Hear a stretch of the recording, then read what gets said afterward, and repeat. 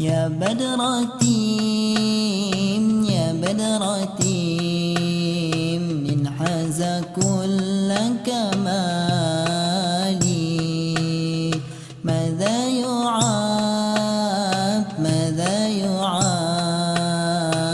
عن علاك مقالي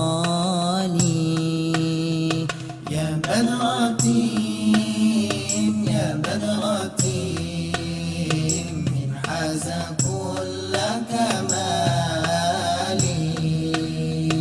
ماذا يعبر Muslimin dan muslimat mudah-mudahan dirahmati Allah Subhanahu wa taala. Di dalam sebuah hadis an Abi Hurairah radhiyallahu anhu anna Rasulullah sallallahu alaihi wasallam qala al-malaikatu tusalli ala ahadikum ma dama fi musallahu ما لم يحدث اللهم اغفر له اللهم ارحمه لا يزال أحدكم في صلاة ما دامت الصلاة تحبسه لا يمنعه أن ينقلب إلى أهله إلا الصلاة أو كما قال hadis sahih riwayat Al-Bukhari daripada Abi Hurairah radhiyallahu anhu, kata dia Nabi sallallahu alaihi wasallam bersabda, sabda Nabi, al-malaika tusalli ala ahadikum ma dama fi musallahu ma lam yuhdith. Kata Nabi sallallahu alaihi wasallam, malaikat akan sentiasa mendoakan setiap orang daripada kamu selagi mana kamu berada di musalla kamu dan kamu tidak berhadas. Hadis macam tu. Nabi sallallahu alaihi wasallam kata, bila kita mai masjid, kita mai ke surau, kita mai ke musalla. Masjid, surau itu semua musalla, tempat semayang. Bila kita sampai di masjid, di musalla, di surau, kita semayang selagi mana kita duduk di tempat kita semayang, dan selagi mana kita tidak batai ayat semayang, malaikat akan berdoa kepada kita. Malaikat minta kepada Allah Subhanahu wa taala dua benda untuk kita. Yang pertama, dia minta Allahumma ghafir lahu, ya Allah ampunkan dia ni, ya Allah ampunkan dosa dia ni. Yang mai semayang, yang lepas semayang dia duduk di tempat semayang dia, selagi mana dia duduk, dia tak bangkit daripada tempat semayang itu, maka selagi itu malaikat doa kepada Allah, Allahumma ghafir lahu, ya Allah ampunkan dosa dia ni. Allahumma arhamhu, malaikat minta kepada Allah Subhanahu wa taala, ya Allah kesiankan dia ni. Minta supaya Allah kesian ke kita ni. La yazalu ahadukum fi salat. Ini yang kedua pula. Yang kedua, Nabi sallallahu alaihi wasallam kata, seseorang itu dianggap sembahyang. Walaupun dia dah habis, dah bagi salam, dah apa semua, dia masih dianggap macam orang semayang. Madamatis salah tahbisu, selagi mana dia duk tunggu nak semayang pula sekejap lagi. Macam keadaan kita dah ni, kita mai semayang maghrib, lepas semayang maghrib nak tunggu Isyak. Sambil duk tunggu nak semayang Isyak, kita dengar kuliah. Kita duk tunggu daripada maghrib, nak tunggu sekejap lagi nak semayang Isyak tu. Selagi mana kita duk tunggu kerana nak semayang Isyak, la yazalu ahadukum fi salat. Nabi kata dia dianggap semayang. Ni kita ni masih lagi macam orang duk semayang, pahala duk main macam tu. La yamna'uhu an yanqaliba ila ahlihi illa salat. Tidak ada benda yang menghalang kita daripada balik ke rumah melainkan kerana nak sembahyang. Ni yang kita lepas maghrib ni kita tak balik ni. Kita tak balik ni kerana apa? Kerana nak dengar kuliah, kerana nak sembahyang Isyak. Selagi mana kita dalam keadaan yang macam tu, kita macam orang duk sembahyang. Hadis itu hadis sahih riwayat Al-Bukhari. Muslimin dan muslimat yang dirahmati Allah sekalian, ada orang salah faham hadis ini. Bila dia baca hak bahagian pertama tadi, dia kata al-malaikah tusalli ala ahadikum ma dama fi musallahu ma lam yuhdis. Malaikat mendoakan kepada orang yang duduk di tempat sembahyang dia, selagi mana dia tak berhadas, malaikat doa ke dia. Dia salah faham. Dia pihak abang dia pihak abang kata kita bila bagi salam, Assalamualaikum warahmatullahi, Assalamualaikum warahmatullahi, kita kena tetap duduk dalam keadaan tawarruk, dalam keadaan tahiyat akhir. Dia pergi faham dulu tu. Dia kata kalau ubah kedudukan daripada tahiyat akhir, bersilah habis, tak dapat dah doa malaikat. Bukan itu maksud dia. Maksud hadis ni dia kata apa? Al-malaikatu tusalli ala ahadikum ma dama fi musallahu. Selagi mana dia ada di tempat sembahyang dia, bukan selagi mana dia duduk tawarruk. Dia ubah posisi dia daripada duduk tahiyat akhir, bila dah habis bagi salat dia duduk sila. Dia masih di musalla dia. Dia masih mendapat doa malaikat. Allahumma ighfir lahu warhamhu. Ya Allah, ampunlah dia ni. Ya Allah, kesianlah ke dia ni. Maka orang yang faham macam hak silap tadi, dia lepas bagi salam duduk tahiyat akhir tu, tak bergerak, tak apa, kebah kaki ke apa kan, dia duduk duduk. Pasal apa? Pasal nak bagi malaikat doa ke dia. Dia silap di dalam memahami hadis ini. Hadis tuan-tuan, kadang-kadang kita tak boleh faham, melainkan kita kena merujuk kepada syarah ni. Kalau Sahih Al-Bukhari, kita kena rujuk di dalam Fathul Bari. Kalau Sahih Muslim, kena rujuk di dalam syarah Sahih Muslim Lin Nawawi yang ditulis oleh Imam Nawawi. Baru kita nampak apa maksud sebenar hadis Nabi SAW. Di dalam sebuah hadis lain, hadis sahih riwayat Imam Ad-Darimi, dia kata an Abi Hurairah radhiyallahu anhu qala Rasulullah sallallahu alaihi wasallam la tazalu al-malaikatu tusalli 'ala al-'abdi ma dama fi musallahu. Sama macam tadi. Allazi yusalli fihi ma lam yaqum aw yuhdith. Lebih clear lagi. Taqul Allahumma ighfir lahu, Allahumma arhamhu. Hadis ni clear sikit daripada hadis tadi. Kata dia Nabi SAW bersabda, Nabi kata sentiasalah malaikat itu mendoakan seseorang manusia selagi mana dia di tempat sembahyangnya. Allazi yusalli fihi, tempat sembahyang yang dia sembahyang tadi. Ma lam yaqum au yuhdis, selagi mana dia tak bangkit daripada tempat tu, ataupun selagi mana dia tidak berhadas, maka selagi itu dia mendapat doa malaikat. Selagi mana dia tak bangkit pergi, dia ubah daripada tahiyat akhir kepada duduk sila dan sebagainya, dia masih lagi mendapat doa malaikat. Malaikat doa kepada Allah Subhanahu wa taala, Allahumma ighfir lahu, Allahumma arhamhu. Ya Allah, ampunkan dosa dia ni. Kalau dia ada dosa, kesiankan dia. Kalau sekiranya dia ada buat salah silap, kesiankan dia.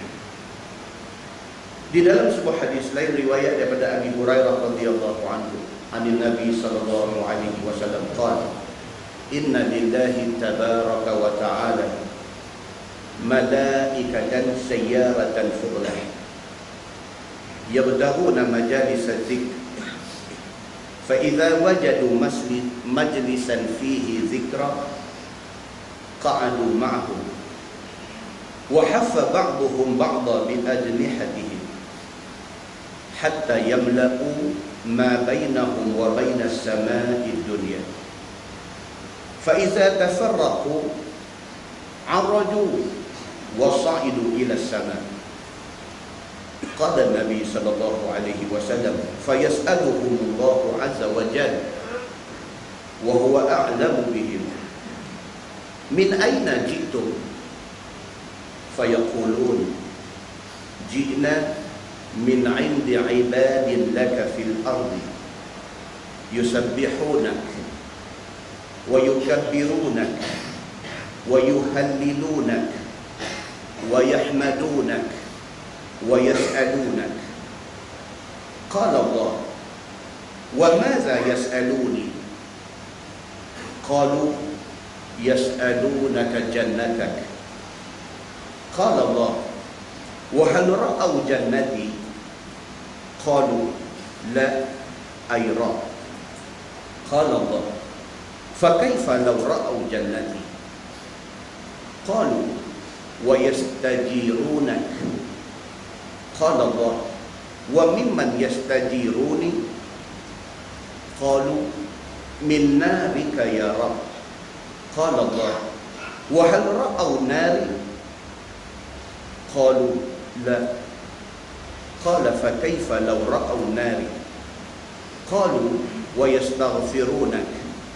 Qala Nabi sallallahu alaihi wasallam, fa yaqulu Allah, qad ghafartu lahum. Qad ghafartu lahum fa a'taytuhum ma sa'alu wa ajaltuhum mimma istajaru.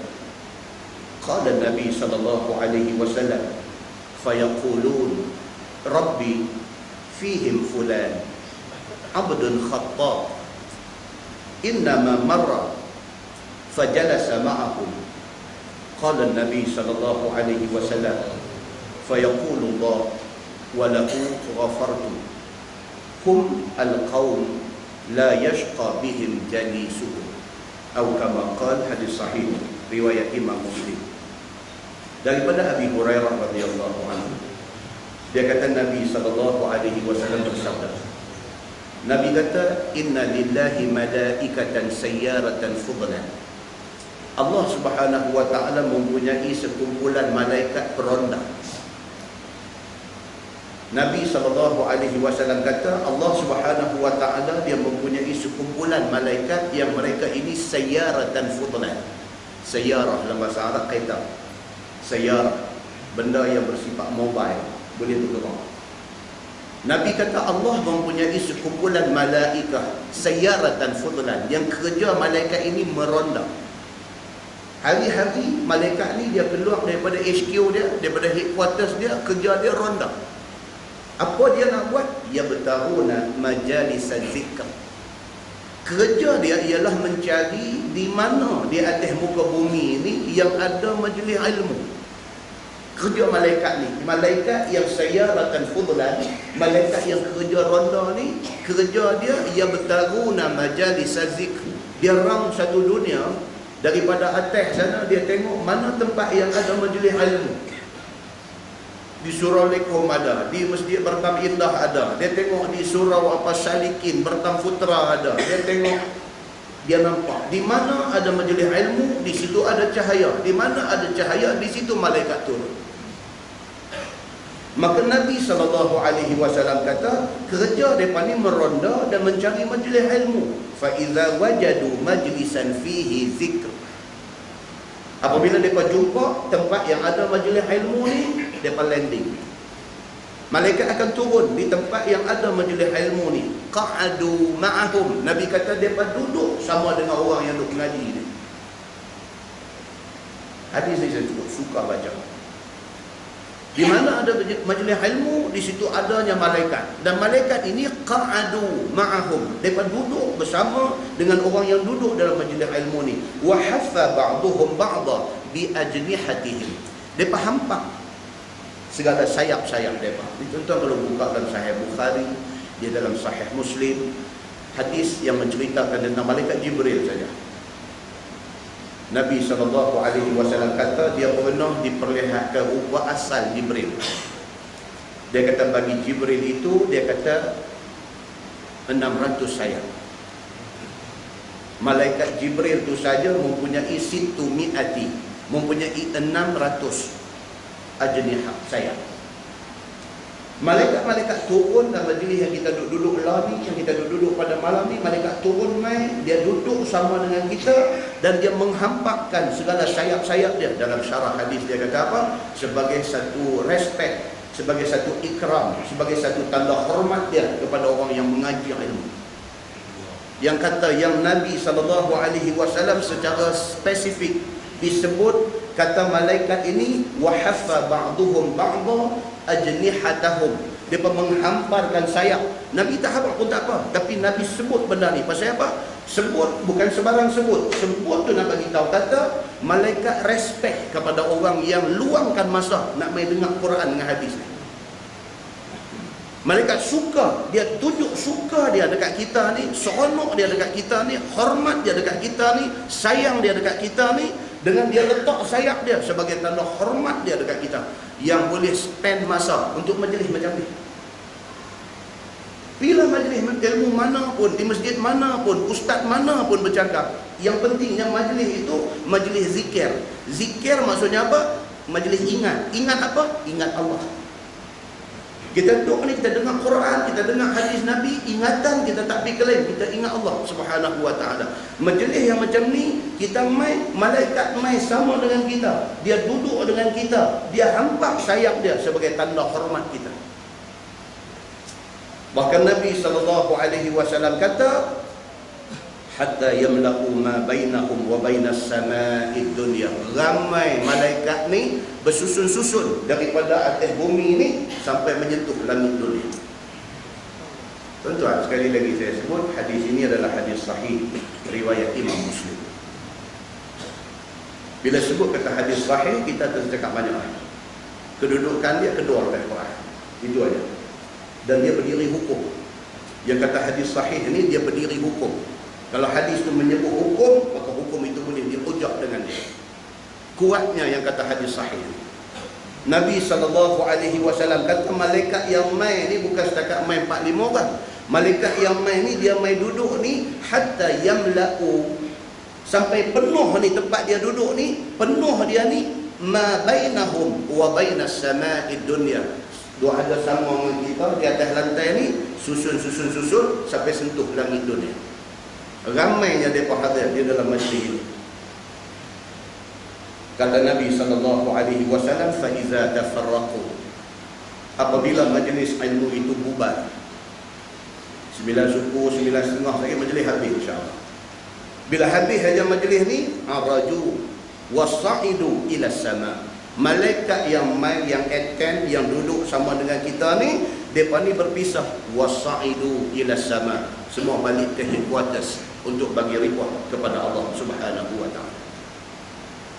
Ni ada dengan kita ni, dia duduk dengar ni, saya duduk abang ni, dia duduk. Ya, kawan dia duduk abang macam kita. Dengar, malaikat tu dengar dia kata cerita macam kita. Bila habis majlis bubar, araju wasa'idu ila sama, maka balik mereka menghadap Allah Subhanahu wa ta'ala. Qala Nabi SAW, Nabi kata, bila habis majlis, dia balik menghadap Allah. Sabda Nabi SAW, dia kata, fayas'aluhumullahu azza wa jalla wa huwa a'lamu bihim. Allah tanya malaikat yang balik. Bila sampai di depan Allah, Allah Subhanahu wa ta'ala tanya malaikat ni, wa huwa a'lamu bihim, sedangkan Allah Maha mengetahui. Dia tak tanya apa, dia tahu dah, tapi Allah tanya. Ini formality yang diamalkan oleh Allah Subhanahu wa ta'ala. Tuan-tuan, Allah tak payah buat padang mahsyar. Dia tahu dah kita orang baik, orang jahat, kita berdosa, kita buat pahala, kita atas dunia ni macam mana, hak terang, hak tersembunyi, semua Tuhan tahu. Maknanya kalau Allah tidak adakan mahsyar untuk dibicarakan manusia, Allah boleh dah hukum kita ni. Tapi Allah buat juga mahsyar. Dia buat juga hisab di padang mahsyar. Pengadilan Allah di padang mahsyar, Allah buat juga. Pasal apa? Pasal itu formality, nak tunjuk keadilan Allah Subhanahu wa ta'ala. Dia tak mau kita ni mati-mati esok terus tolak pergi syurga, maka tak mau. Dia tunjuk juga satu perbicaraan sebenar dibuat. Dia terangkan apa baik, apa jahat kita masa di atas dunia, baru dijatuhkan keputusan dia, jatuh hukum dia, hang ke syurga, ke neraka. Allah buat juga benda ni. Wa huwa a'lamu bihim, sedangkan Allah Maha mengetahui. Dia tak buat pun tak apa.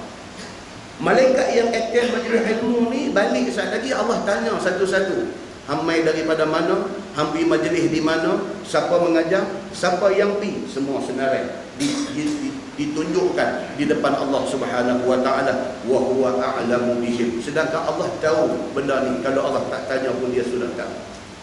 Kata Nabi sallallahu alaihi wasallam, Allah tanya min aina jitum. Allah tanya malaikat, min aina jitum? Hangpa mai dari mana? Allah sudah tahu. Tapi formality Allah tanya dulu. Macam nak kita habis mengaji ni mesti nak minta ajar. Kita kenal orang tu, kenal orang ni. Kau hak kenal tu kata tak apalah, saya ambil dia lah. Tapi interview kena main dua. Pasal apa? Interview dia kata ada formality. Kenapa? Kenal itu perkara yang ke-37. Kenal attend interview. Pasal apa? Attend interview itu adalah formality. Mesti kena pergi. Ada kata boleh saya tak payah pergi kot. Kena main. Tak main jadi tak boleh. Main insya-Allah dah janji dah nak bagi, tapi kena main formality. Allah Subhanahu wa taala dia buat macam mana? Dia tanya malaikat ni, min aina ji'tum? Kamu main daripada mana? Fayaqulun, jawab malaikat, ji'na min 'indi 'ibadin laka fil ardi. Kami main daripada bumi, dia kata. Daripada tempat hamba-hamba engkau di muka bumi sana. Yusabbihuna, report sudah keluar. Malaikat kata yusabbihuna, kami mai daripada tempat yang hamba-hamba engkau bertasbih memuji engkau. Report sudah bagi dekat Tuhan. Wa yukabbirunak, kami mai daripada tempat hamba-hamba engkau bertakbir membesarkan engkau. Kami mai wa yuhallilunak, kami mai daripada tempat yang hamba-hamba engkau bertahlil. La ilaha illallah, tidak ada Tuhan melainkan Allah di atas muka bumi. Kami mai daripada majlis itu ke sini. Wa yuhammidunak, kami mai daripada majlis yang mereka itu bertahmid memuji engkau. Wa yas'alunak, kami mai daripada majlis yang mereka itu minta doa, minta sesuatu kepada engkau. Malaikat bagi report detail. Mereka ni tadi masa kami turun pergi, mereka bertasbih, mereka bertakbir, mereka bertahlil, mereka bertahmid, dan mereka berdoa minta sesuatu kepada engkau. Tuhan dengar. Qala Allah berfirman, wa maza yas'aluni? Tuhan tahu dah, tapi Tuhan tanya. Wa maza yas'aluni? Mereka minta apa dekat aku? Tuhan tanya malaikat. Ni yang turun pergi tadi, mereka ada minta sesuatu dekat Tuhan. Apa yang mereka minta dekat aku? Qalu, jawab malaikat, yas'alunaka jannatak. Mereka minta syurga engkau ya Allah. Yang mereka main masjid, semayang, yang mereka main duduk bersila kebas kaki, duduk mengaji, yang mereka tunggu nak semayang pula sah lagi. Mereka main ni tak ada lain. Mereka nak keredaan engkau, mereka nak syurga engkau. Allah Subhanahu wa ta'ala kata dekat malaikat, wa hal ra'au jannati. Allah kata dekat malaikat awak, depa pernah tengok ke syurga aku yang depa duk minta tu? Depa duk minta, ya Allah, minta syurga ni, depa pernah tengok ke syurga aku yang depa duk minta syurga ni? Qalu la ayra. Malaikat kata dah, depa belum tengok lagi syurga engkau macam mana. Qala Allah, Tuhan kata apa? Fa kaifa law ra'au jannati. Is Allah kata, syurga aku tak pernah tengok pun mereka duk minta. Macam mana agaknya mereka kalau mereka pernah tengok syurga? Tuhan, cara tak pernah tengok tu duk minta, ya Allah, duk minta syurga ni, minta. Tuhan kata, hal ra'au jannati. Pernahkah mereka tengok? Mereka kata dah. Fa kaifa law ra'au jannati. Tuhan kata, agak-agak macam mana mereka ni kalau aku tunjuk sekali syurga aku macam mana mereka digelut nak masuk syurga. Kita tahu tengok syurga, baca dalam Quran, baca dalam hadis, syurga tajri min tahtihal anhar, anak sungai duk lalu di bawah syurga, itu saja. Nabi SAW pun sampai infinity dalam nak terang syurga ni, infinity tak boleh terang. Nabi kata syurga ni apa dia? Ma la ainun ra'at wa la uzunun sami'at wa la khatara fi qalbi bashar. Itu infinity. Nabi kata syurga ni lagu ni aja. Nabi kata aku nak abad kat hangpa. Mata hangpa tak nak tengok, telinga hangpa tak nak dengar, hati hangpa tak nak teringat. Syurga, apa yang hangpa nampak, apa hangpa biasa dengar, apa yang hangpa ingat, itu bukan syurga. Syurga jauh lebih baik daripada itu. Infinity. Tak boleh nak abad. Tidak ada buat, tidak ada perkataan yang boleh nak cerita syurga tu macam mana secara tepat. Tak boleh.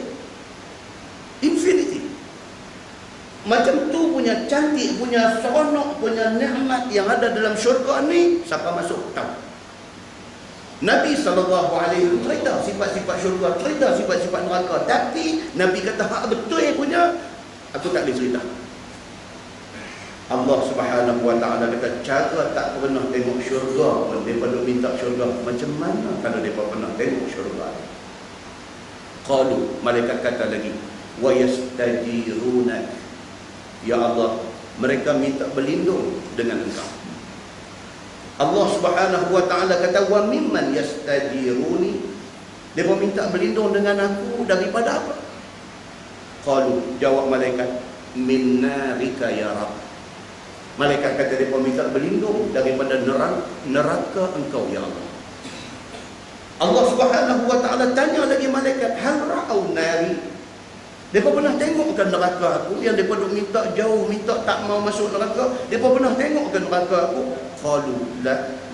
Malaikat kata tak pernah. Mereka tak pernah tengok. Mereka belum tengok pun neraka macam mana. Qala fa kaifa law ra'au nari. Tuhan kata ish kalau lah mereka pernah tengok neraka aku, macam mana agaknya mereka nak lari daripada neraka.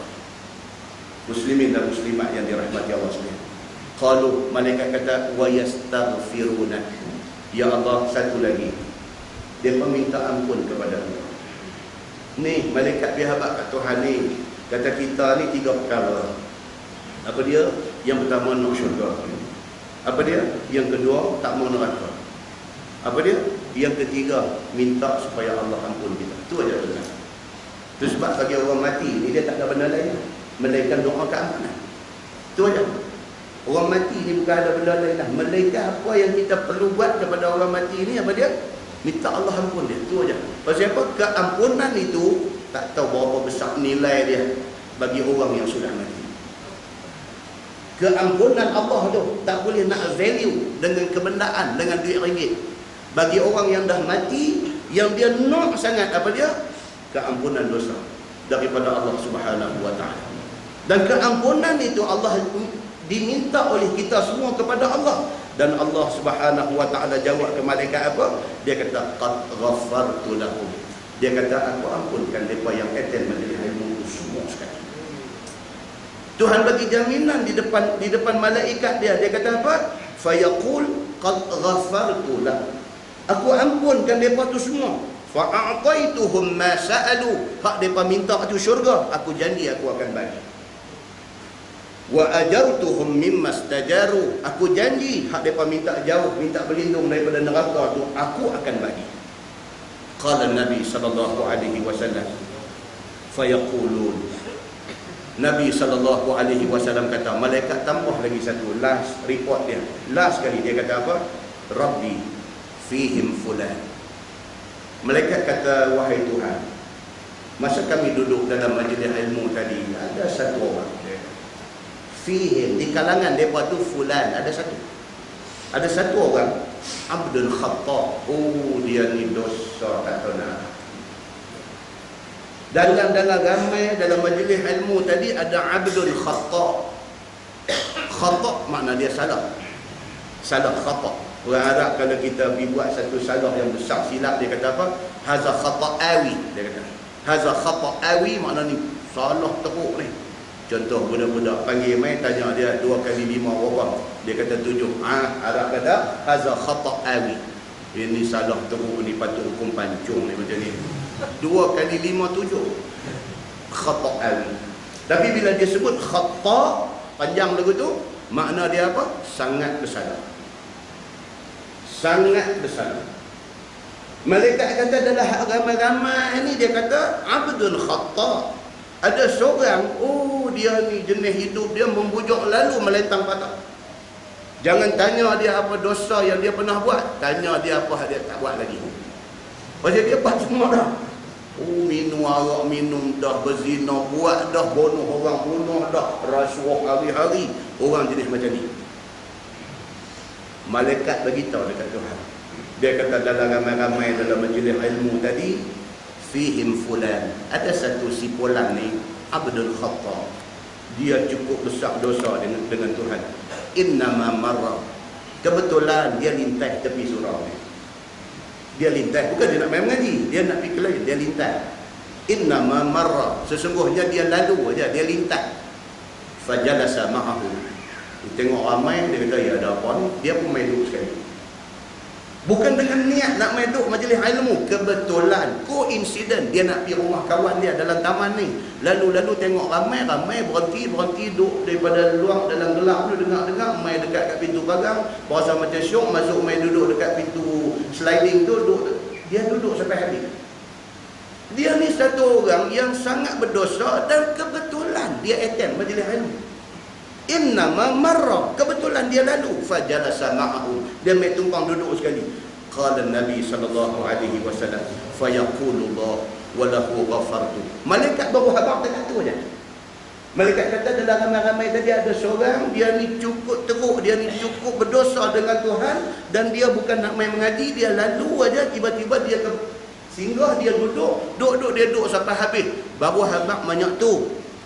Fayaqul, Tuhan tu berkata, Tuhan kata apa? Walahu ghafartu, baginya keampunan.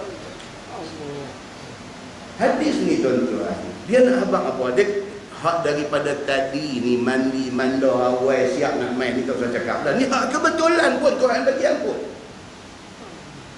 Kalau hak kebetulan lalu tak ada niat nak main dengar pun, Tuhan kata walahu ghafartu, baginya keampunan aku. Kepada hak memang duk cadang seminggu dah nak main ni, lebih lagi. Hadis ni nak abang yang tu. Kemudian Allah Subhanahu wa taala kata apa? Humul qaum la yashqa bihim jalisuhum. Tuhan kata mereka itu adalah golongan yang siapa yang duduk dengan mereka tak akan dapat celaka. Siapa dia? Ni golongan hak mai majlis ilmu, hak duduk dengar Quran hadis ni, golongan ini. Siapa juga yang mai duduk dengan golongan ni tak akan mendapat celaka. Tuhan kata, mereka yang mereka akan dapat apa dia? Keampunan.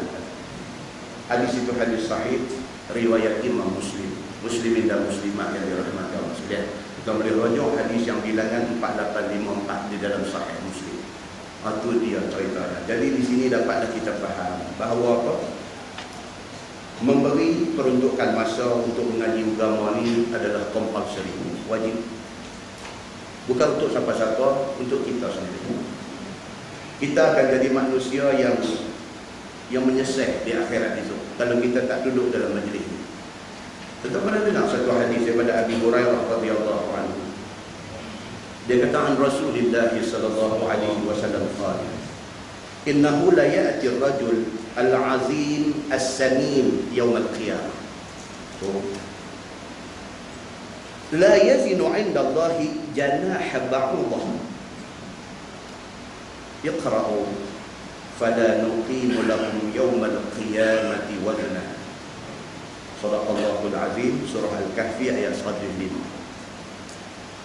Dalam hadis ni Abu Hurairah radhiyallahu anhu kata Nabi sallallahu alaihi wasallam bersabda. Nabi kata innahu la ya'ti ar-rajulul 'azimus samin yaumil qiyamah. Hari akhirat esok satu orang lelaki dihadap ke depan Tuhan. Dia ni satu orang lelaki yang al-'azim as-samin, badan sendok. Dia ni satu orang yang badan sedang. Di hari akhirat esok dibawa dia ke depan Allah Subhanahu wa taala di padang mahsyar.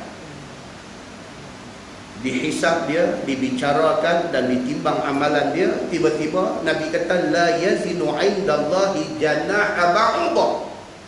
Timbang-timbang dia ni badan sedap, duduk atas dunia, makan lalu, sehat apa semua ni. Pergi di padang mahsyar timbang la yazinu 'indallahi janaha ba'udah.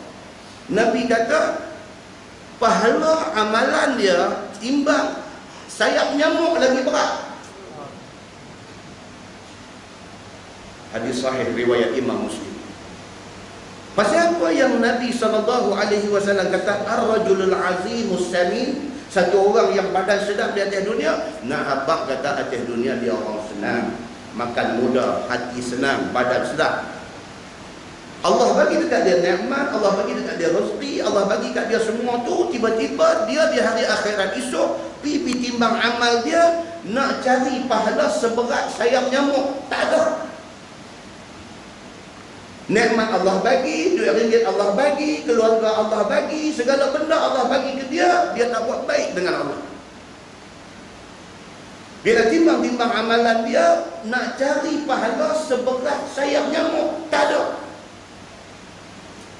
Nabi baca ayat 105 surah Al-Kahfi, fala nuqimu lahum yawmal qiyamati wazna. Maksud dia, dan kami tak bagi pertimbangan terhadap amal dia sikit pun pada hari akhirat. Tak ada pahala pada. Maka bermulalah susah dia. Susah mahsyar membawa kepada neraka. Muslimin dan muslimat yang beragama. Benda ni kita ambil ingat apa? Tuhan bagi kat kita macam-macam dah. Tak ada pun dia bagi sihat. Alhamdulillah. Apatah lagi Tuhan bagi hak lain daripada sihat dia bagi ke kita. Macam-macam dia bagi kat kita. Kita sakit nak balik habis. Kita sakit ni balik habis. Satu Malaysia ni semeriuh balik. Mau haduk Johor, haduk Pahang, Terengganu, Kelantan, Negeri Sembilan, Melaka ni balik keliling kaki hospital ni kita sakit sikit aja. Nikmat Allah bagi. Allah bagi sihat, dia bagi sakit bukan selalu. Ustaz dia bagi sakit, balik mai semeriuh. Satu Malaysia ni pakai balik mai tengok ayah sakit. Nikmat Allah bagi kita. Tak boleh kasih kita balas nikmat dia dengan kita dengar segala nasihat pesan daripada Quran hadiah turun mai dan daripada hadis Nabi hadiah hantar mai kat kita. Tuan jangan bagi alasan sibuk. Tak ada manusia tak sibuk atas dunia. Tak ada manusia tak sibuk. Semua manusia sibuk atas kita macam mana nak mengurus masa kita untuk kebaikan kita sendiri. Mudah-mudahan mukadimah itu memberi manfaat kepada kita semua insya-Allah. Kita menggunakan Bahrul Mazi jilid 3.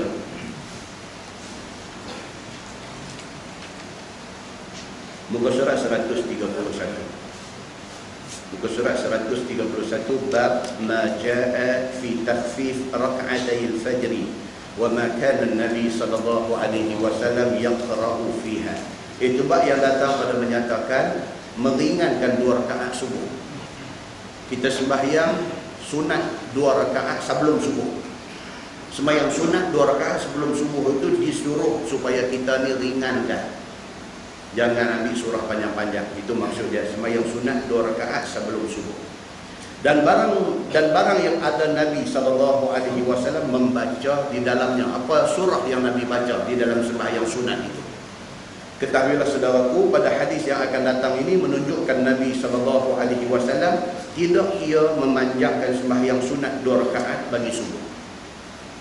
Kadang-kadang mengaji tapi bukan mengaji, dia tak mengaji tapi rajin ibadah. Sembahyang rajin, ibadat rajin tapi mengaji tak mampu. Sembahyang jemaah 5 waktu dia masjid. Lepas maghrib ada kuliah pengajian dia balik. Jenis ni ada. Tak tahu pasal apa. Sembahyang fardu 5 waktu masjid. Lepas maghrib kuliah pengajian tengok dia turun. Okey kasut naik motor balik. Kau mengaji. Tengok, nampak satu orang yang religious, nampak satu orang yang sangat beragama. Tapi tak dia. Sial. Ada satu pula mengaji tak mau apa tak mau, dia kira nak pergi umrah. Setahun 2 kali umrah. Setahun 2 kali umrah, mengaji tak mau apa tak mau. Kira nak pergi umrah, dia cerita ke orang dia umrah setahun 2 kali. Mengaji tak mau. Bila ilmu tak ada ni, Allahu Akbar, 1001 benda boleh jadi. Ilmu tak ada. Kemarin biar anak di ITM Arab. Saya sembahyang jamaah di masjid ITM tu. Satu sahabat ni mai tengok dengan nampak dia punya cantik. Dia ikut sembahyang dengan kita. Saya sembahyang jamaah qasar. Jadi bila 2 rakaat kita bagi salam. Bagi salam dia macam Furas ni. Tepi-tepi tu mayang lain 4 rakaat. Tuan-tuan nak kata apa? Tak arti. Kita nak sembahyang tamam Zuhur 4 rakaat. Tak ada masalah kita berimam dengan imam yang sembahyang qasar. Tak ada masalah. Imam bagi salam, kita tambah lagi 2. Tak mengaji. Tapi cantik kenapa? Bila kita bagi salam dia gamak Dia nak kereta kata kan anak gemuk dia kata apa dia kali main kasar bagi tahu lah. Kita ingatlah, kita ingat mungkin dia ingat lagu tu lah kot. Lain kali dia beritahu lah kata nak buat kasar. Gamaknya buka tak puas hati. Tapi semayang lain 4 rakaat. Habis dah semayang 4 rakaat ni kita lepas bagi salam lagi 2 lah. Dia pergi ambil Quran buka baca lah. Bagus lah. Mana kata bagus. Tapi apa? Tak mengaji. Benda yang basic tu dia tak tahu. Nak kata katakan anak ini dia antara jenis manusia dalam dunia. Dia antara jenis manusia. Nak beribadat tapi ilmu tak mau mengaji, tak mau cara. Kita tak mau jadi macam tu. Kita nak kita buat apa pun kita boleh justify yang kita buat tu pasal apa? Pasal apa aku buat macam ni? Tajuk yang akan datang nanti kita akan jumpa yang kata semayang witir tadi. Tuan-tuan, kita nak puasa kat apa hari tu? Ni dah bulan Mei. 2 bulan lagi. 2 bulan lagi. Ni dah bulan Mei. Jun, Julai, 1 August sama dengan 1 Ramadan, insya-Allah. 1 August sama dengan 1 Ramadan. Maknanya apa? 2 bulan lagi.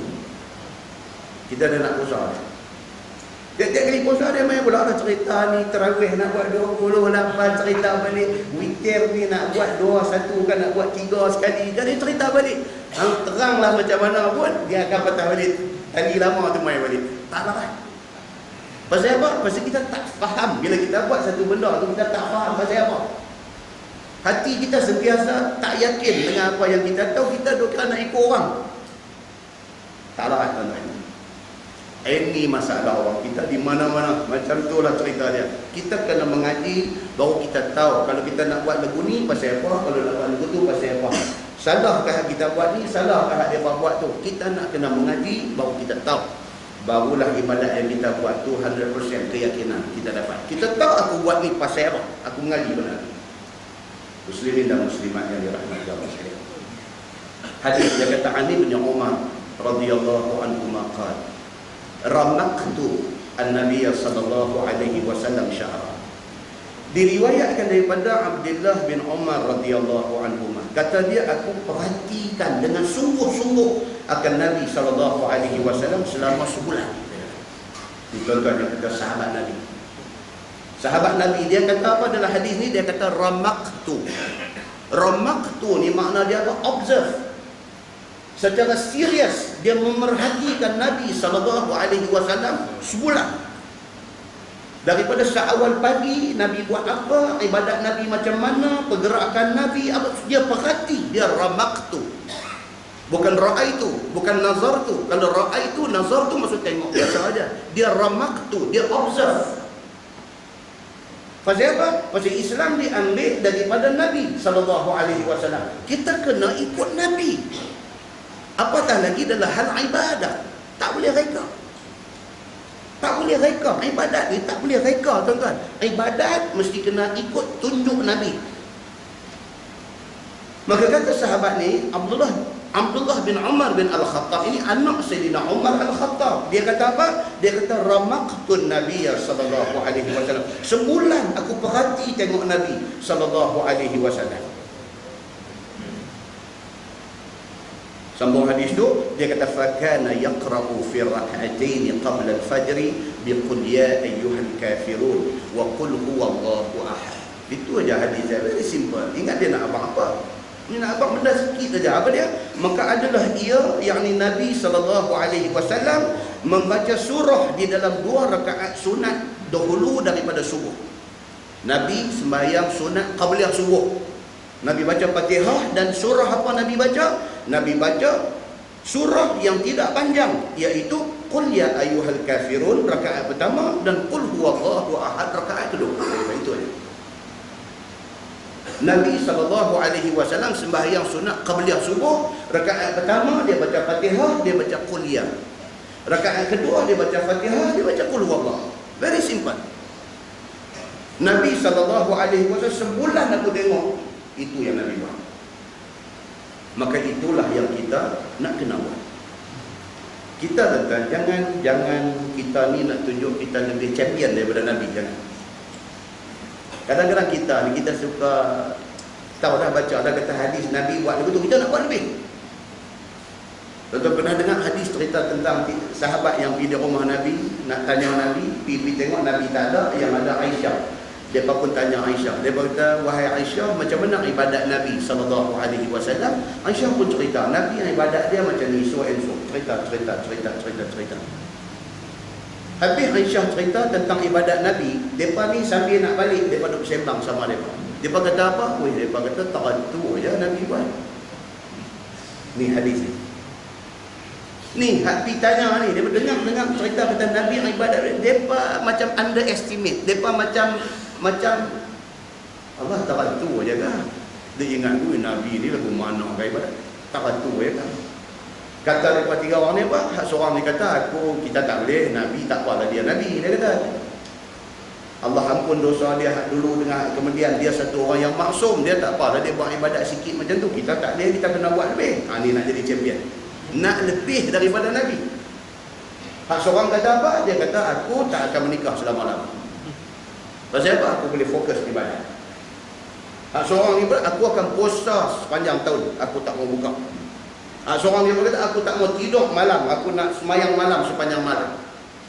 Perbualan 3 orang ni didengar oleh Nabi SAW.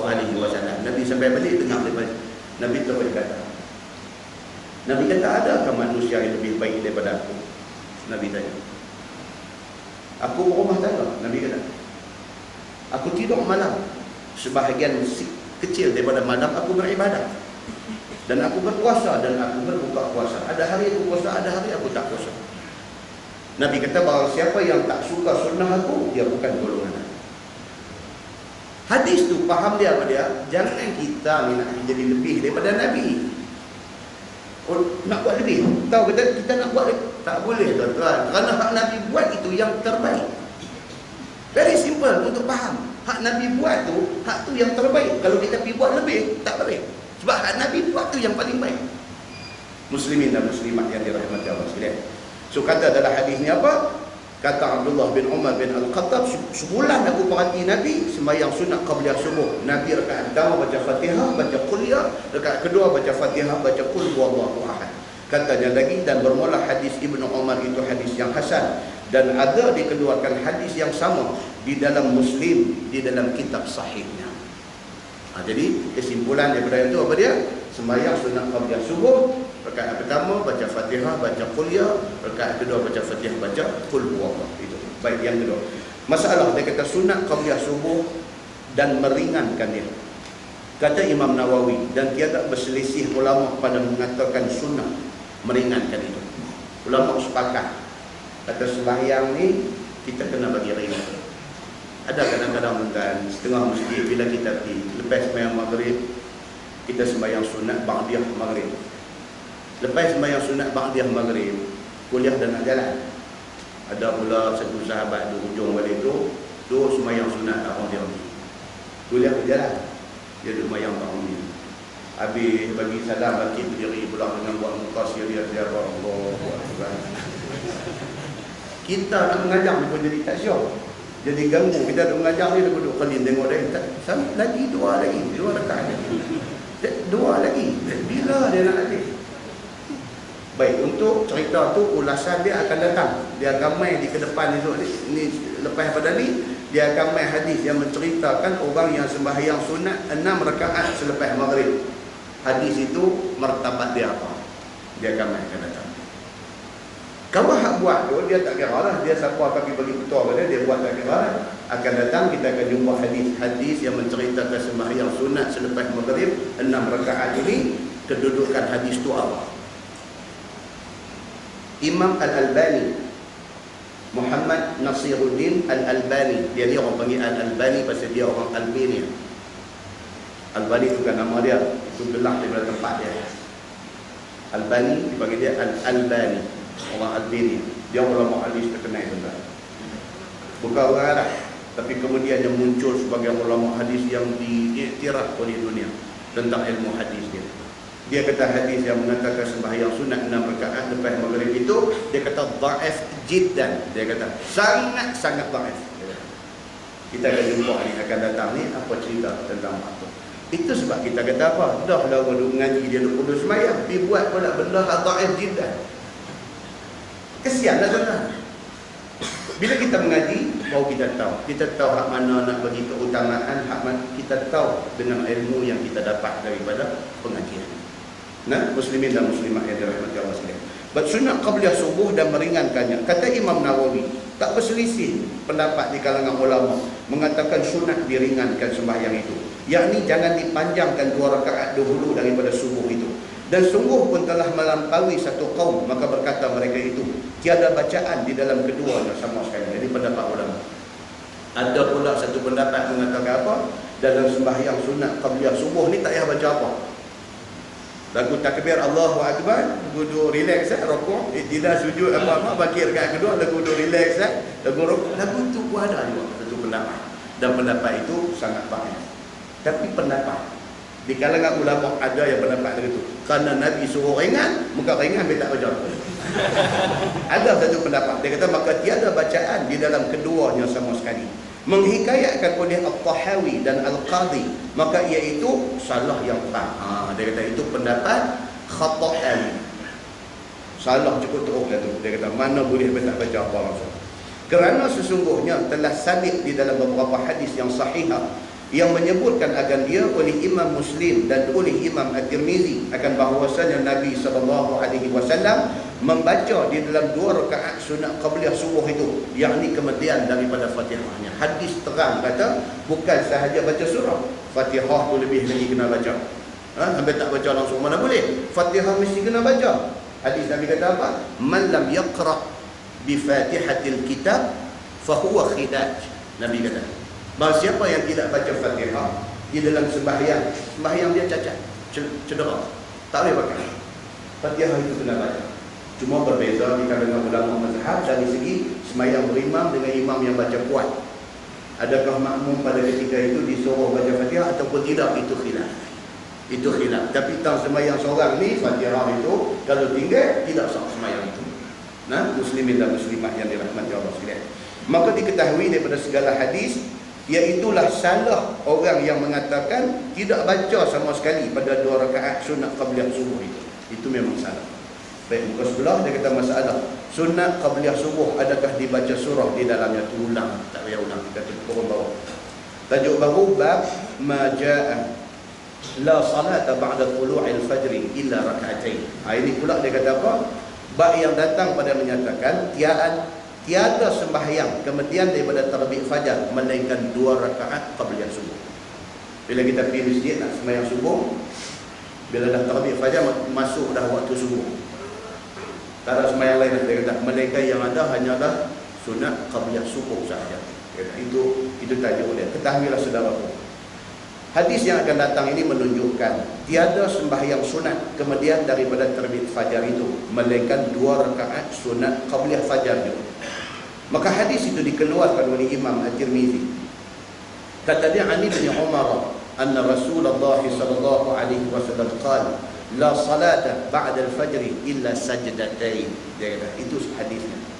Diriwayatkan daripada Ibni Umar, radhiyallahu anhuma, bahawa Nabi sallallahu alaihi wasallam bersabda, tidak ada sembahyang sunat selepas daripada terbit fajar melainkan 2 rakaat qabliyah subuh. Itu hadisnya.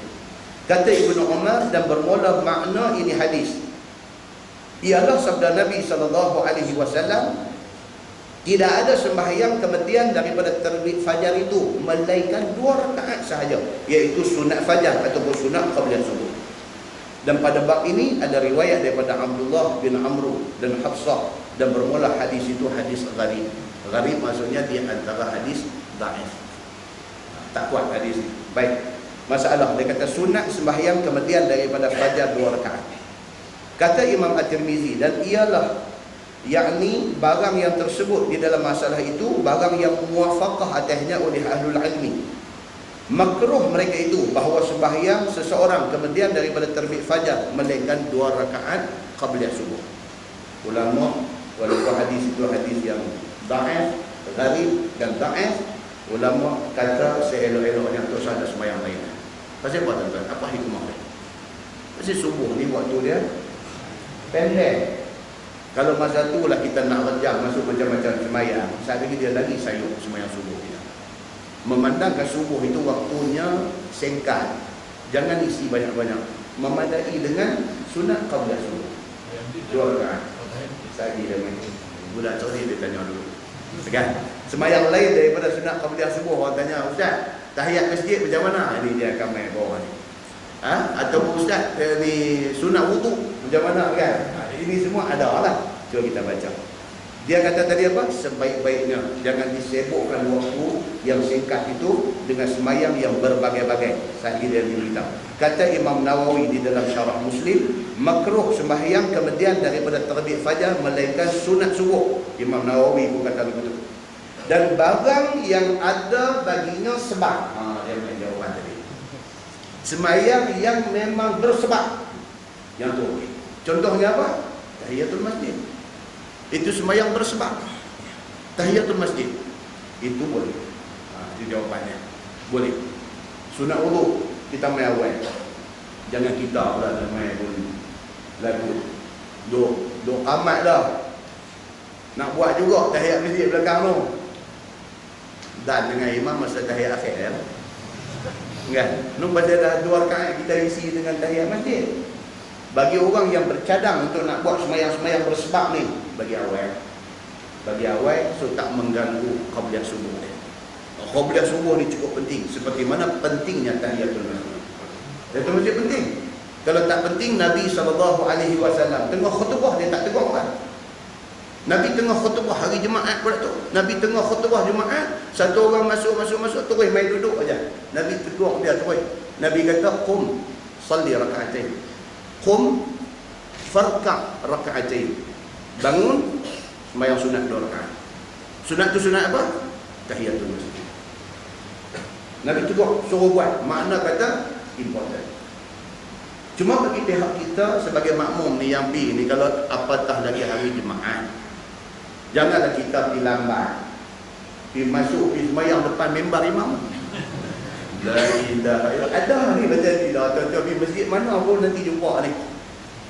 Orang jenis macam ni. Masjid mana pun dia dah. Dan bahkan kadang-kadang tiap-tiap minggu dia orang. Allahu Akbar. Tiap-tiap minggu dia ni lah. Sampai boleh dengan kita pergi dengan anak kita, boleh kata dengan anak kita, tak fikir dia ada satu orang main tunggu. Masuk dengan apa, lambat ni. Khatib khutbah kedua dah. Dia masuk main picture ni betul dengan depan khatib dua khutbah tu. Betul kepiah apa semua ada elok. Allah. Tiap-tiap minggu macam tu. Dia ni mau kena letak satu rela dia nak tambat dia ambil sembahyang dia masuk. Oh, dia lebih macam tu. Kan? Tak mau macam tu. Dan kita dah baca ada satu hadis di mana itu ni cerita malaikat tulis buku ni. Masuk bola dia ni pahala seperti sembelih seekor unta. Orang kata main kedua malaikat tulis dia ni pahala seperti sembelih seekor bakar, lembu. Dia ni masuk kumpulan yang ketiga, pahala seperti orang yang sembelih kambing. Tengok sampai last sekali kan telur ayam. Telur ayam bukan kosong tak? Pahala telur ayam, sedekah telur ayam. Ada lagi, kira ada lagi. Keluar tu imam naik atas mimbar, Assalamualaikum warahmatullahi. Dia pun dah mula tutup buku, dia pun sila nak dengar dia apa hati nak kata hari ni. Hak mai tu sembahyang depan mimbar tu tungkat tu bagi dari kepala. Lambat buat cara lambat lah. Jangan kacau tu belakang. Kan? Nampak depan mimbar. Dia pergi bubuh 2 rakaat. Kan? Nabi SAW tegur. So jawapannya tadi apa dia? Bagi orang yang masuk masjid ni tetap ada kepada dia beberapa sembahyang yang bersebab dan yang itu tidak dilarang. Dan bagi ashab kita Syafi'i pada masalah ini ada 3 wajah dari pendapat Imam Syafi'i. Yang pertama, seperti yang tersebut itu dan menakalkan dia oleh Al-Qadhi daripada Malik dan Jumhur. Macam kata tadi lah. Sembahyang sunat qabliyah subuh sahaja, lain tak ada. Itu pendapat pertama Imam Syafi'i. Yang kedua, tiada masuk makruh sehingga sembahyang akan sunat subuh. Dia kata selagi mana kita tak buat sembahyang sunat qabliyah subuh, kita bolehlah sembahyang apa-apa pun sebelum daripada itu. Itu pendapat Imam Syafi'i yang kedua. Dia kata boleh. Yang ketiga, tiada masuk makruh sehingga sembahyang dia akan berhusu. Ada juga pendapat Imam Syafi'i, selagi tak sembahyang subuh, isilah masa yang ada tu dengan sembahyang sunat apa-apa. Macam kita pergi di Madinah, di Makkah, Masjid Nabawi, Masjid Haram, dia pemasak, dia bagi panjang. Fine. Pasal apa dia fikir ni hak mai daripada satu dunia ni? Malaysia, Indonesia, hak mai daripada Iridia, hak mai daripada satu dunia yang mai ni, belanja dia ribu-ribu, nak duduk hotel, nak jalan mai, terus nak nasi, nak mai dan sebagainya. Jadi dia lepas azan, nak boleh ke sembahyang subuh tu, dia bagi time yang cukup panjang. Bagi orang yang duduk hotel dekat sampai awal, daripada duduk saja, dia isilah kalau dia nak sembahyang apa-apa, dia isi. Sebab dia tahu menjadi kebiasaan di situ sembahyang pukul berapa. Time tu dia manfaatkan dengan sembahyang sunat, tahiyatul masjid, dia sembahyang apa yang dia boleh buat, sembahyang yang ada sabit daripada hadis Nabi sallallahu alaihi wasallam, masya-Allah dia boleh buat. Dia kata. Baik. Tuan-tuan tengok sebelah bab ma jaa fil kalam ba'da rak'atayil fajr. Itu bab yang datang pada menyatakan bercakap kemudian daripada 2 rakaat sunat subuh. Boleh tak boleh?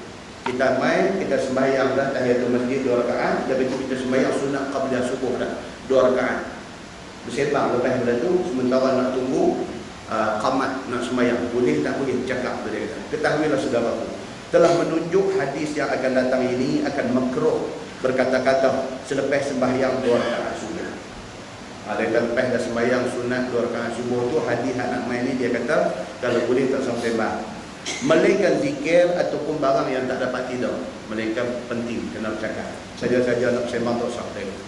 Maka hadis yang dikeluarkan oleh Imam At-Tirmizi, kata dia an Aisyah radhiyallahu anha qalat, kana Nabi sallallahu alaihi wasallam idza shalla rak'atayil fajr fa in kanat lahu ilayya hajah kallamani. Ini hadisnya.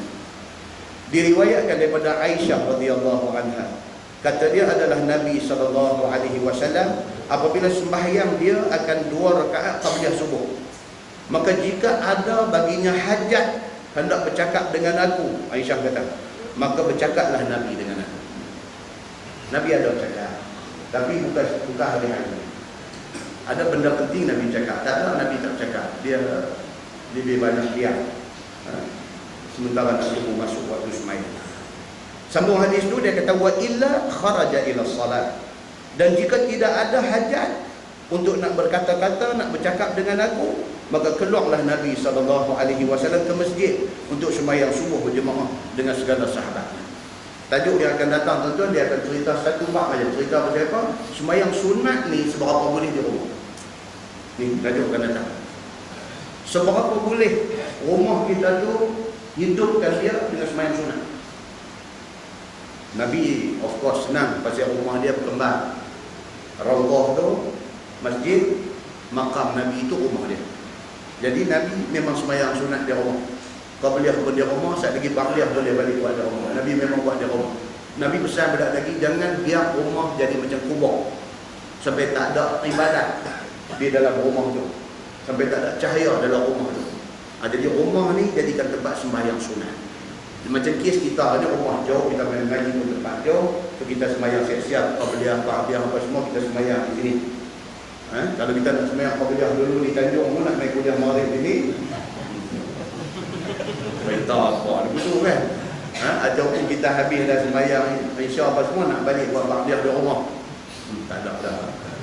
Tak ada dah satu. Tak ada orang kata dia kata ustaz saya abang dia kata saya qabliyah ba'diyah ni, dia kata saya kalau sembahyang masjid saya buat. Kalau dia rumah ni nak buat qabliyah nak buat ba'diyah dia aduh dia kata kau jadi tak boleh buat dia lah. Dia yang tu yang patut kena buat rumah. Tak boleh buat dia lah. Dia tak pasal tak boleh. Tak tu dia tak lawan nak buat. Tak ada kekuatan. Dan kita habis kuliah kita doa kan. Allahumma arinal haqqa haqqan warzuqna ittiba'ah. Ini maksud dia. Allahumma arinal haqqa haqqan. Ya Allah, tunjukkanlah kepada kami ini hak, kebenaran itu sebagai benda benar. Warzuqna ittiba'ah, bagi kami kekuatan untuk nak buat benda benar. Wa arinal batila batilan. Ya Allah, tunjukkanlah kepada kami benda batil, benda dosa, benda tak baik itu sebagai benda tak baik. Warzuqna ijtinabah. Bagi kami kekuatan untuk tak mau buat benda itu. Satu, nak bagi kita kenal hak baik dengan hak tak baik. Kena kenal. Pasal ada orang tak kenal baik dengan tak baik, dia tak kenal. Kita minta Tuhan tolong kita bagi kita kenal hak baik, kita kenal baik, hak tak baik, kita kenal tak baik. Itu baru satu. Yang kedua, minta kekuatan. Kita tahu kata semayang witir ini baik. Itu tahu. Kekuatan nak buat, yang tu kena minta lain pula. Tanya, anda ni qabliyah subuh ni berapa besar pahala dia? Orang tu duduk dengar, dia kata lebih baik daripada dunia dan isinya. Oi, besar. Hantar lah, hantar. Anda buat kan? Hantu masalah. Tak boleh buat. Pasal tak ada kekuatan. Nak buat tu, tak boleh. Nak buat puasa sunat hari Senin, hari Khamis kan, nak buat ambil seminggu sekali sudah, ambil sebulan sehari sudah, ambil hari Khamis sehari, nak buat puasa sunat kan. Tahu tak kata pahala puasa sunat? Tahu kan? Tak boleh buat. Dah bukan kata tak buat, duk ingat nak buat kan.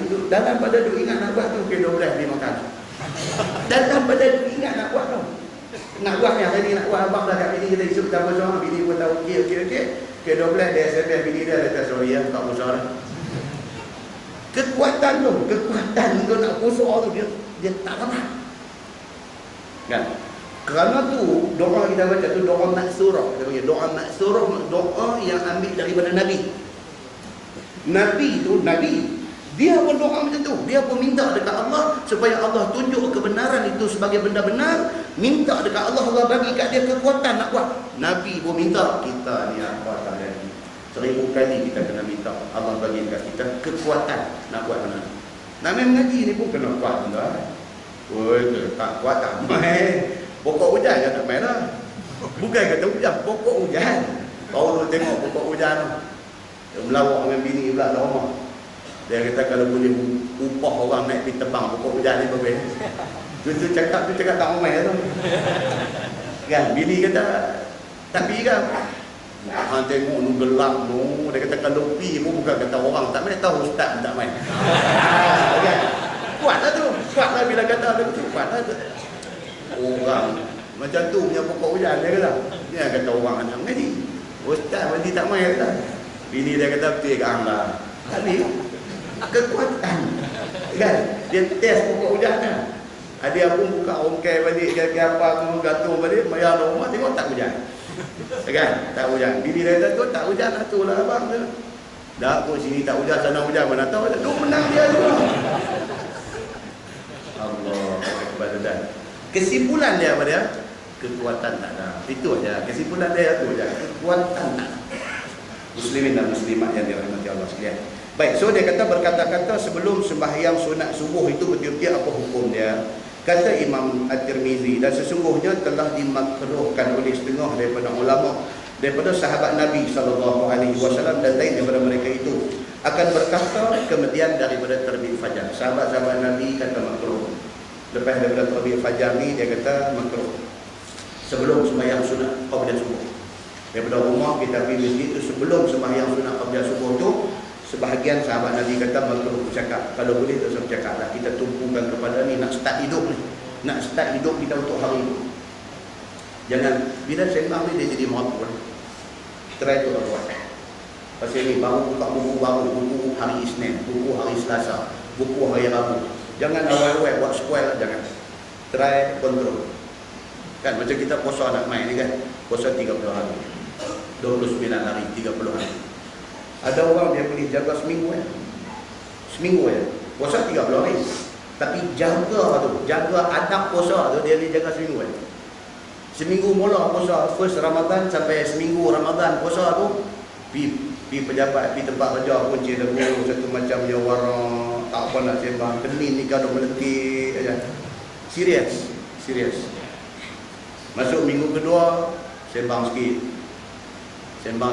melawak sikit, tak sungguh. Main minggu ketiga dia tekong sembang. Main minggu ketiga dia tekong orang bakal tekong semua dia dengar dia cerita. Dia boleh pertahan adab puasa ni, mulut tak mau cakap benda tak seminggu je.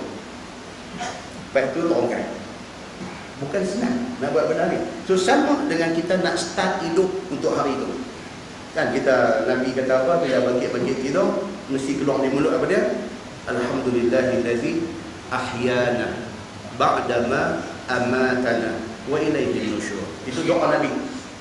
Celak-celak mata dia, Alhamdulillahillazi ahyana. Maha suci Allah, segala puji bagi Allah, Tuhan yang bagi hidup bagi aku ni. Tadi tidur macam mati ya? Alhamdulillahillazi ahyana. Segala puji bagi Allah, Tuhan yang bagi hidup bagi aku ni. Ba'da ma amatana. Selepas tadi aku mati. 6 jam, 7 jam tadi ni aku mati. Wa ilaihi nusyur. Dan kepadanya aku akan dihimpun esok di mahsyar. Buka mata tu, ingat dekat Tuhan dulu. Cantik.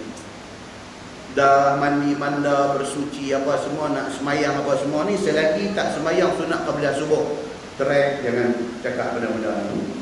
Semayang sunat apa semua, pergi elok dulu. Dekat tu. Baik, kemudian bab fil ittija' ba'da rak'atayil fajri. Ini pula lagi satu sunnah Nabi. Sunnah Nabi apa dia? Bab yang datang pada menyatakan berbaring kemudian daripada 2 rakaat sunat qabliyah subuh. Nabi dia buat macam tu.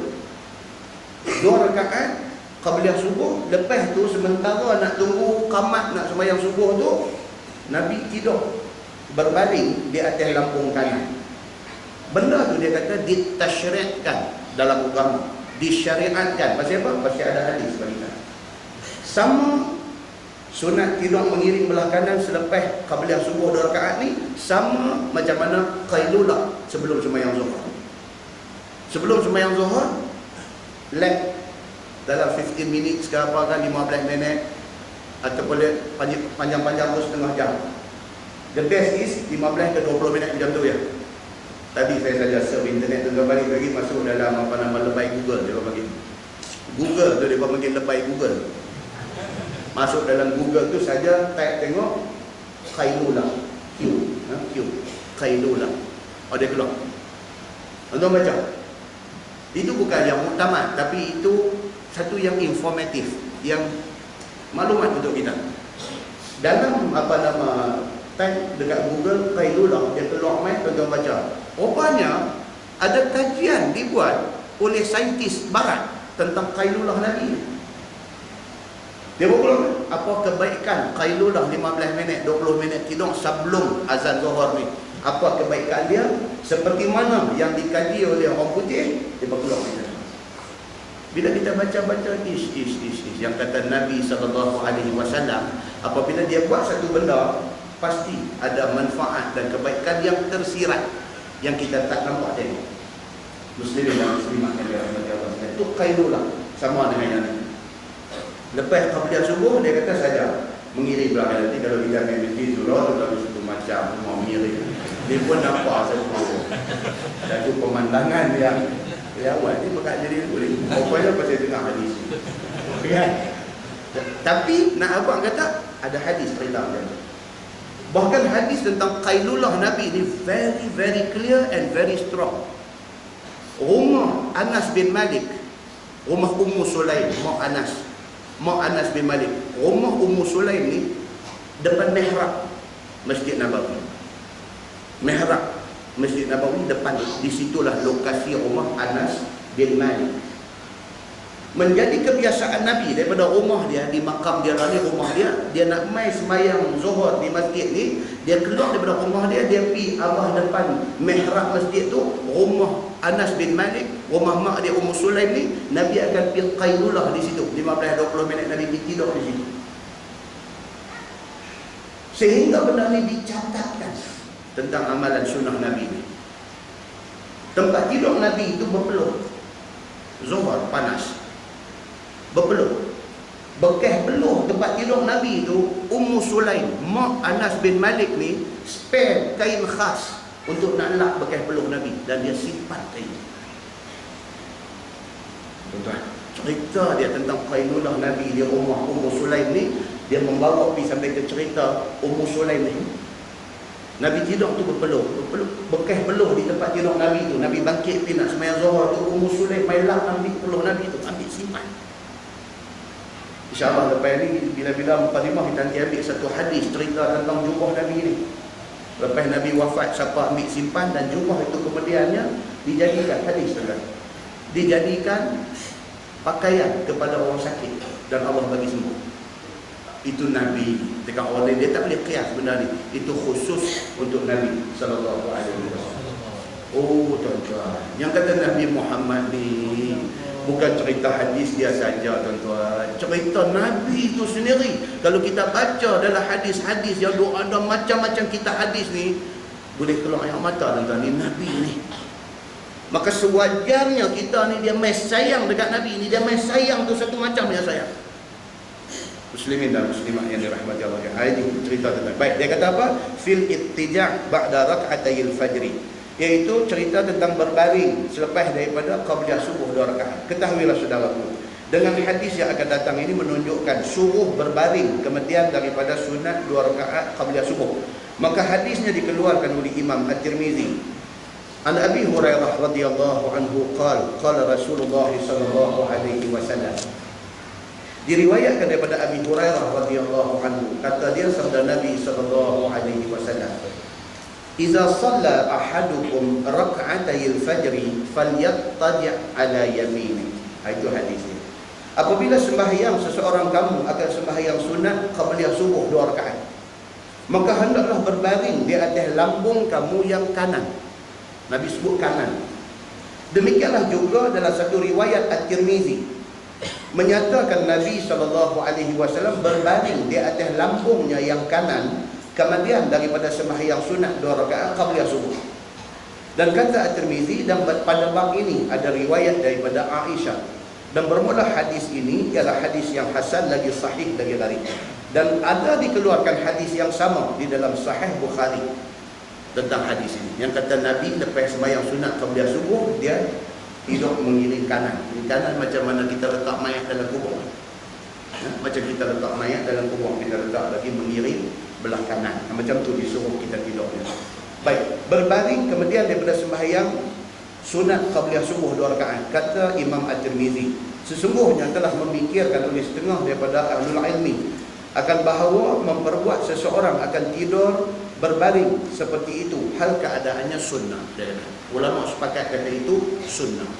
Kita nak buat tak buat itu soal lain, tapi benda yang menjadi sunnah Nabi buat kita kena terima. Dan jangan condemn. Jangan condemn benda yang menjadi sunnah Nabi. Dan kata Tisqalani, dan Nabi SAW tidur di atas lambung kanan itu kerana bahawasanya Nabi suka mengerjakan yang bagus-bagus itu sebelah kanan lebih dulu. Ini pendapat. Kalau orang tanya pasal apa Nabi dia bila dia tidur tu dia suka di atas lambung kanan, di atas rusuk kanan, pasal apa? Pasal Nabi memang suka kanan.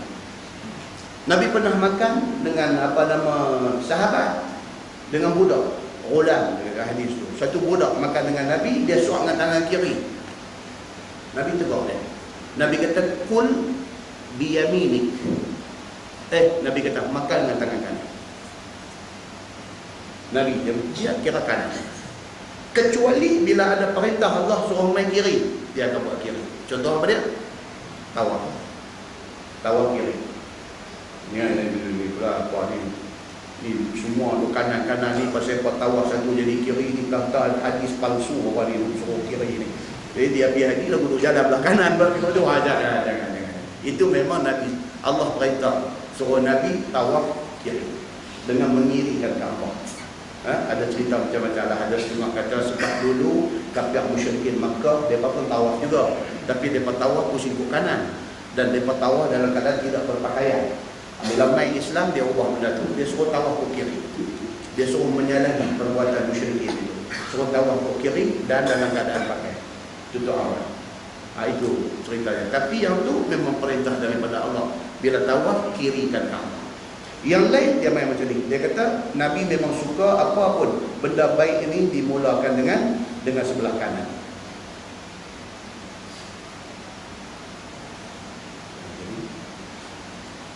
Baik, kemudian dia terangkan pula ataupun ia membuat yang demikian itu kerana mentasyri'kan bagi kita. Bila benda tu sunnah Nabi, dia jadi syariat. Dia jadi syariat. Kerana bahawasanya hati itu sebelah lambung kiri. Ni dia bagi explanation. Pasal apa tidur tu dia suruh kita belah kanan? Pasal hati kita dia located di sebelah kiri. Dia kata. Maka jika berbaring seseorang di atas lambung kiri, nescaya tidurnya akan menjadi tidur yang bersangatan nyedarnya. Hati duduk balik kiri. Kalau kita tidur balik kiri memang tak mungkin sungguh. Dia rena sungguh. So bila duduk balik kanan, hati itu duduk belah atas. Dia sentiasa, dia tak kena himpit, dia mudah jatuh. Dia kata dia mudah jatuh. So dulu budak-budak mengaji pondok dulu. Tutup pondok dulu, dia budak-budak pondok dia tak bagi tidur atas bantai. Dia pakai buah nyok. Buah nyok tu dia pakai bagi pepeh kan. Jadi macam bantai, tidur atas buah nyok. Bila pusing sikit, kepala jatuh ke lantai, kan buah nyok tak mananya. Potong bagi boleh tak kepala tu. Mimpi kungfu sikit ke apa-apa, beralih-alih kederu kepala atas lantai. Jaga bangkit semayang sunat. Allah bagus punya bantai. Bantai sebiji tu sampai 700 tuan-tuan ni. Bantai ni ya Allahu Akbar. Kedai yang jual barang tu bagus ni. Tengok bantai sebiji. Tengok 700 kita panggil dia tanya.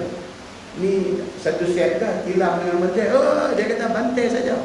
Bantai saja 700. Yang tu yang dia bantai kita kira. 700 bantai sebiji. Nanti nak bangkit tahajud macam mana? Memang tak kan? Kita ni cari hak sedar dah nak sedar lagi kan? Ini dia cerita sini.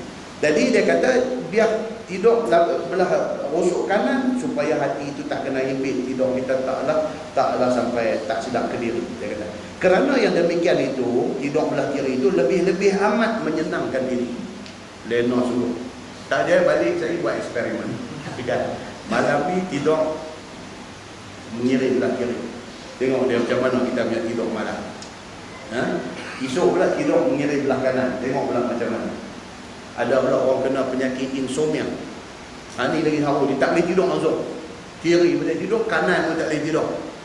Duduk di tepi kaki, duduk juntai kaki pun tak mau tidur. Bangkit berjalan pun tak mau tidur. Dia bila main kuliah aja dia tidur. Ada macam ni dia penyakit kepala. Dia tak boleh tidur di rumah.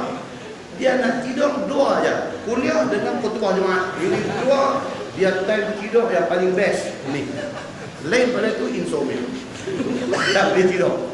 Kita ada doktor minta ubat dia tidur. Main kuliah dia boleh tidur.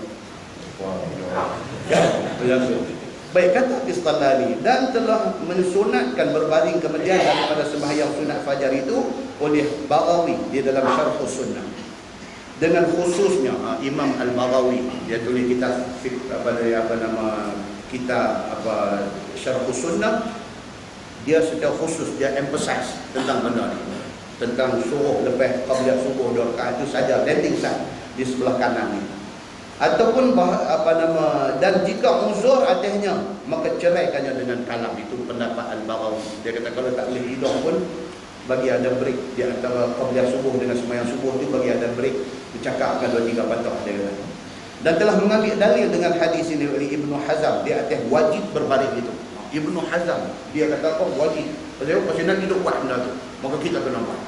Ni ada ulama yang rigid, yang bila jumpa hadis dia pegang dekat mana letak lah. Ada paling nanti duduk dipukul sampai jadi wajib. Benda-benda yang jumhur kata sunat, dia ambil stand kata benda tu wajib. Macam kita cerita dalam kuliah lepas, Imam Abu Hanifah qabliyah zuhur berapa? 4 rakaat. 4 rakaat. Imam Abu Hanifah dia kata qabliyah zuhur 4, tidak ada 2. Dia kunci ilmu tu. Tu dia ambil satu yang rigid. Imam Abu Hanifah dia witir sebelum tidur. Ada apa kata witru dia kata. Witru sebelum tidur ni bagi depa wajib. Kalau tak buat kira macam tinggal sembahyang fardu. Dia pergi sampai peringkat tu dia. Dalam bahasa ini kita kata ekstrim lah. Pendirian dia tu sangat keras dalam nak mengambil amal dengan hadis-hadis Nabi sallallahu alaihi wasallam. Dan telah mengambil dalil dengan hadis ini oleh Ibnu Hazm wajib berbaring selepas sembahyang qabliyah subuh 2 rakaat. Dan dijawab orang yahtamil, dia andaikan suruh pada hadis itu ialah suruh sunat, dia kata. Maka jika tiada diceraikan dengan berbaring, maka dengan bercakap ataupun dengan berpaling daripada tempatnya ataupun seumpama yang demikian itu. Dan berbaring itu biarlah menghadap kiblat serta memikirkan tentang azab kubur dan akhirat, dia kata. Wallahu a'lam. Lepas ni insya-Allah kita masuk bab iza uqimatis salat fala salata illa al-maktubah. Selepas ni dia kata bab apabila sembahyang sudah diqamatkan, tidak ada lagi sembahyang lain melainkan sembahyang fardu. Bila kita main-main masjid, bila tak qamat dah, Allahu Akbar, Allahu Akbar, jangan pergi buat sembahyang tahiyat masjid ke apa pun tak mahu. Qamat bermakna stop. Sembahyang apa pun tak boleh buat dah kecuali orang tengah sembahyang dah. Tengah sembahyang dah dia balik. Kan? Lepas itu dia pergi sembahyang. Okey, kalau tidak tak boleh dah nak buat sembahyang apa-apa selepas daripada tu. Kemudian lepas daripada ni tuan-tuan, dia ada tajuk yang cukup menarik. Di antaranya dia nak tajuk yang akan datang ni, mana-mana sembahyang sunat yang sudah menjadi wirid kita. Sembahyang sunat yang menjadi wirid. Wirid ni maksudnya amalan kita yang konsisten. Kita ni dah 5 tahun dah. Dah 10 tahun dah. Kira macam mana pun kita akan witir tiap-tiap malam. Misalnya kita orang macam tu. Misalnya dah 5 tahun dah 10 tahun dah, kita ni satu orang yang memang dengan komit dengan amalan. Benda tu sunat, tapi bagi kita komit dengan benda tu. Tiap-tiap malam. Cuma beza dia apa dia? Bila kita yakin kata kita nak bangkit sembahyang tahajud, kita hold dulu kita punya witir. Kita sembahyang tahajud baru kita witir. Ataupun kita ni jenis orang yang memang kita witir tiap-tiap malam. Kita witir sebelum tidur. Kan? Ada orang macam tu. Akan datang kita akan jumpa hadis tentang hadis cerita tentang Sayyidina Abu Bakar dengan Sayyidina Umar. Dan dia selalu duduk. Jadi contoh adalah hadis dua sahabat, ialah Abu Bakar dan Umar. Dan ada sekali sembahyang sunat malam hari. Abu Bakar As-Siddiq, dia bila sembahyang sunat malam dia baca sampai tak dengar ke orang. Maksudnya baca dia tu pelan sangat. Umar pula dia sembahyang sunat malam dia baca deras sangat. Nabi dengar, Nabi tanya dulu orang. Nabi tanya Abu Bakar, pasal apa Abu Bakar kamu baca pelan sangat sampai orang lain tak dengar?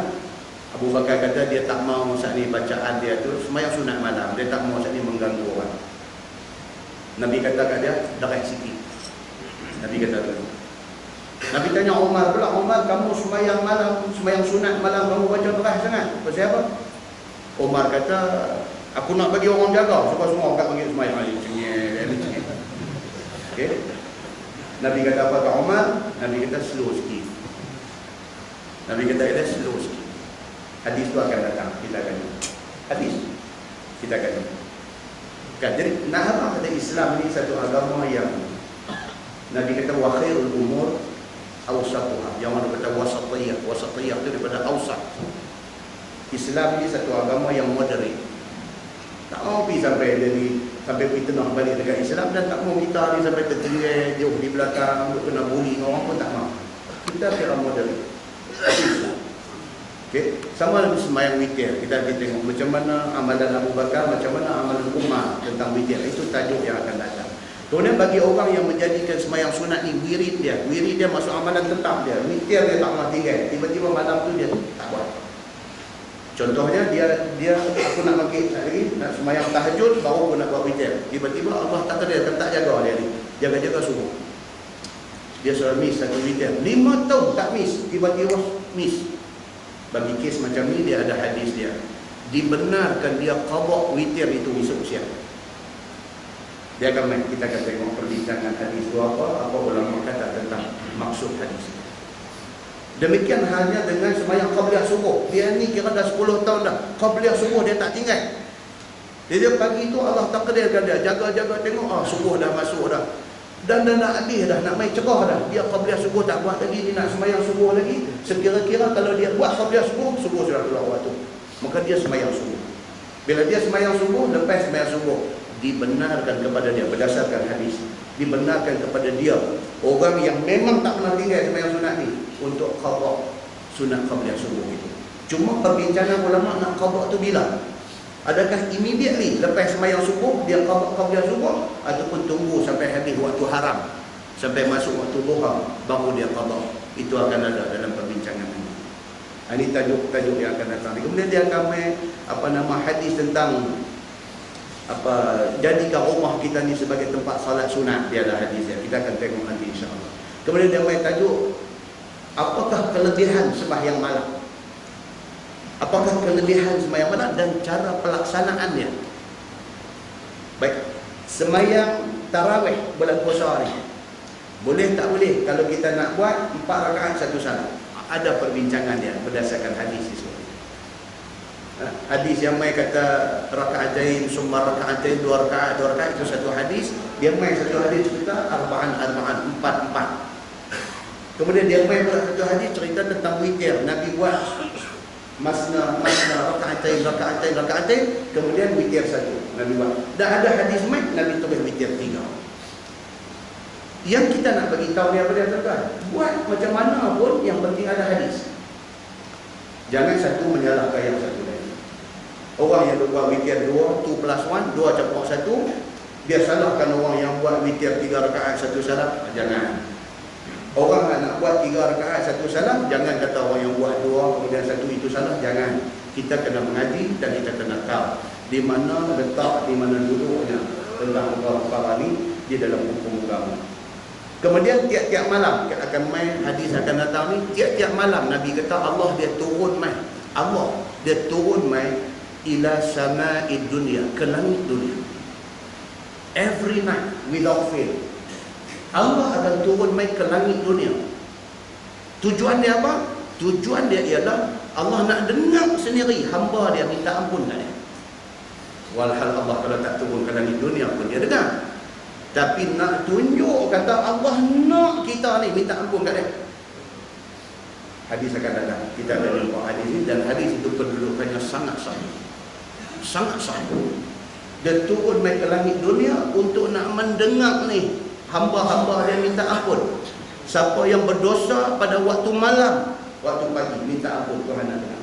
Siapa yang berdosa pada waktu siang, waktu malam, dia minta ampun Allah nak dengar.